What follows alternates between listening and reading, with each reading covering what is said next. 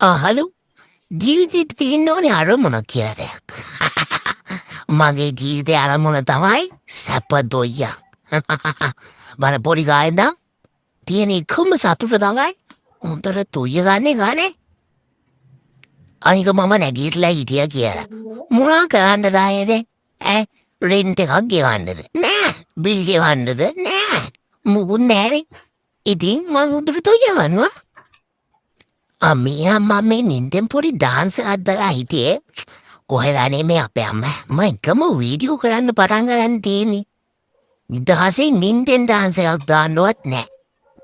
කුමාරි කමන්නේ මගේ ෆේවරිට්ම ස්පොට් එක නිදාගන්න තමයි අපේ අම්මලාගේ බාත්රූම් එකේ පොළොව. ඒ මොකේ පුතුම්ම සපන්නේ තියෙන්නේ ඒ පොළොව හරිම හිතයි. Very good place to sleep. අපේ අම්මට පොඩි කාලේ නම් කියලා තියෙන්නේ හොඳට කාලා හොඳට දුයියන් කියලා. එහෙම තමයි සැපට බබාලා හැදෙන්නේ කියලා. මං ඉතින් ඒ විදිහටම අනුගමනය කරනවා. මොකද ඉතින් මං කියලාත් ලොකු දෙයක් අම්බලා කියන දේවල් අහන්නේ නෑනේ. මේකවත් අහන්න එපා.